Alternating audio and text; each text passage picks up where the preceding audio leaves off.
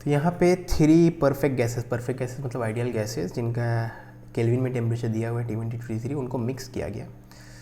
तो पहला गैस का मॉलिक्यूल्स का इंडिविजुअल मॉलिक्यूल का मास दिया हुआ है m1, दूसरे का सिमिलरली m2, तीसरे का m3 और number of molecules n1 n2 n3 respectively. ठीक है, तो अगर कोई लॉस इन एनर्जी नहीं हो रहा है, मतलब एनर्जी कंजर्वेशन आप यूज़ कर सकते हो, तो फाइनल टेम्परेचर क्या होगा मिक्सचर का। ठीक है, तो यहाँ पे हम लोग ऑप्शन एलिमिनेट करने की कोशिश करेंगे। मतलब बेसिकली जो इसका तरीका होता है कन्वेंशनल मेथड, तो उसे सॉल्व करने ही करेंगे हम लोग। कुछ स्पेशल केसेस जिसका रिजल्ट हमें पता होगा उसको यूज़ करके हम लोग यहाँ पे कौन से ऑप्शन नहीं हो सकते वो सोचने वाले हैं। ठीक है, और अगर 3 ऑप्शन एलिमिनेट हो गए तो मतलब क्वेश्चन भी बन गया। और याद रखना ये सब करने में ऑप्शन एलिमिनेशन ट्रिक्स यूजुअली आपके 15 second maximum 10 second, usually 10 second के अंदर हो जाता है। ठीक है, तो यहाँ देखते हैं कितने ऑप्शन एलिमिनेट हो पाएंगे, है ना। ओके, तो अब देखो आप मिक्स कर रहे हो, है ना। N1 molecules of first gas लिए जिसका टेम्परेचर T1 है, N2 molecules of second gas लिए जिसका टेम्परेचर T2 है, वैसे N3 molecules of third gas लिए जिसका टेम्परेचर T3 है। मान लो, अब देखो एलिमिनेट करने के लिए आप वैसे केसेस लो जिसका रिजल्ट आपको पहले से पता है। ठीक है, तो सिंपल इनफ होने चाहिए केसेस। तो मान लो अगर N2 और N3 दोनों ज़ीरो है, मतलब आपने सेकेंड और थर्ड गैस लिया ही नहीं, खाली पहला ही गैस लिया, तब तो कुछ मिक्स हुआ ही नहीं। और कुछ मिक्स हुआ ही नहीं, सिर्फ पहला ही गैस है अकेले, तो उसका फाइनल टेम्परेचर तो वही रहने वाला है। ठीक है ना, आपने T1 में T2 और T3 तो मिक्स ही नहीं किया ना, क्योंकि T2 और T3 वाले जो मॉलिक्यूल्स है वो आपने एब्सेंट कर दिए इस कंडीशन को इन्फोर्स करके। ठीक है, तो सेकेंड और थर्ड गैस एब्सेंट ही करवा दिया आपने। अगर N2 को 0 कर देंगे, N3 को 0 कर देंगे, तो सेकेंड और थर्ड गैस आर एब्सेंट, खाली फर्स्ट गैस ही है, तो मिक्स तो हुआ ही नहीं। मिक्स हुआ ही नहीं तो टेम्परेचर अनचेंज रहेगा, तो फाइनल टेम्परेचर वही रहेगा जो शुरू में था। ठीक है, समझ में आई बात। यानी इस कंडीशन को इम्पोज करने से जो आपका फाइनल टेम्परेचर का एक्सप्रेशन है वो T1 देना चाहिए हमें। जो ऑप्शन T1 नहीं देगा वो पक्की बात है कि गलत है।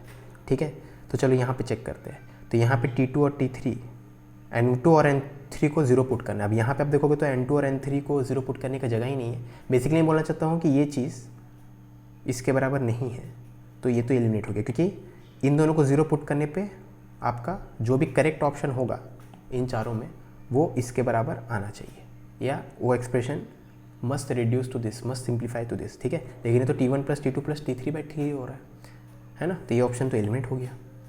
ठीक है, अब ये मत बोलना सर यहाँ पुट कहाँ की है, अरे यहाँ पुट करने की जगह ही नहीं, इसलिए पुट नहीं कर पा रहे ना।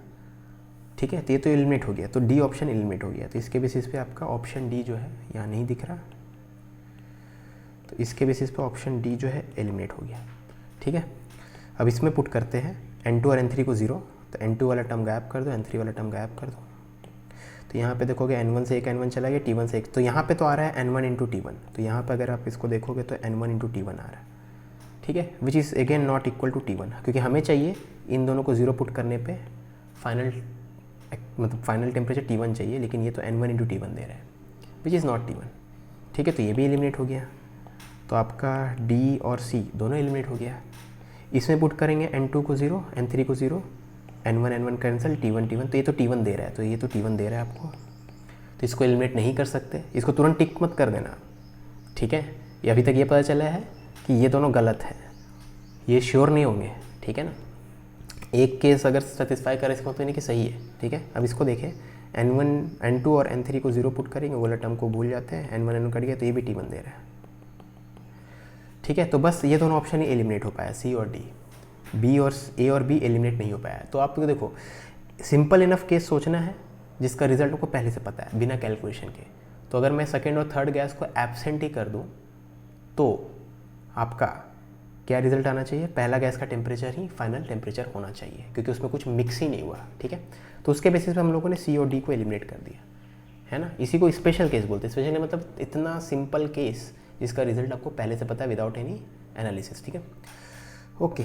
अब एग्ज़ाम में अगर आपका 2 ऑप्शन एलिमिनेट हो गया है और एलिमिनेट नहीं हो रहा है, तो आप इन दोनों में से कोई भी एक टिक करके आगे बढ़ जाओ, कोई प्रॉब्लम नहीं। अगर +4 -1 का रूल चल रहा है एग्जाम में, तो ठीक है ना, करेक्ट होने पर +4 मिलेगा और इनकरेक्ट होने पर -1, है ना। प्रोबेबिलिटी आप पढ़े होंगे तो आपको पता होगा कि इन दोनों में से कोई भी एक सेलेक्ट कर देंगे, तब भी भले आप मतलब प्रोबेबिलिटी मतलब एक्सपेक्टेड वैल्यू की बात करें तो पॉजिटिव ही रहेगा। ठीक है, उसके बेसिस पे बोल रहा हूँ मैं, है ना।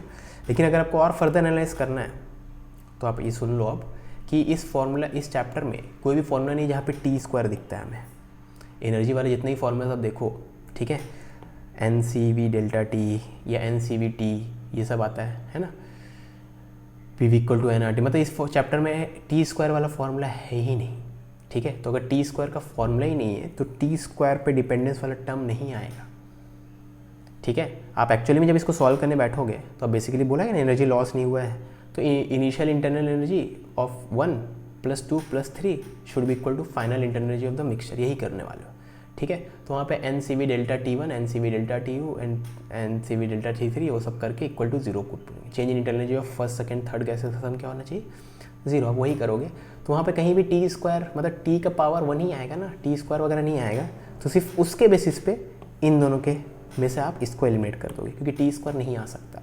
कैलकुलेशन करने की ज़रूरत नहीं पड़ी, खाली आप ये सोचें कि इस चैप्टर में तो टी स्क्वायर वाला फॉर्मूला है ही नहीं, तो आप कितना ही फॉर्मूला इसमें लगा दो, कोई भी कॉन्सेप्ट लगा दो, टी स्क्वायर वाला टर्म आ ही नहीं वाला, तो ये वाला टर्म आ ही नहीं सकता, तो इसका मतलब यही ऑप्शन करेक्ट होगा, ठीक है। तो ऑप्शन ए आप चूज़ कर लोगे। अगर ये वाली चीज़ समझ में नहीं आए तो फिर इन दोनों में से कोई भी एक टिक करके भी आगे बढ़ जाओगे, तब भी आपका फ़ायदा ही है, ठीक है।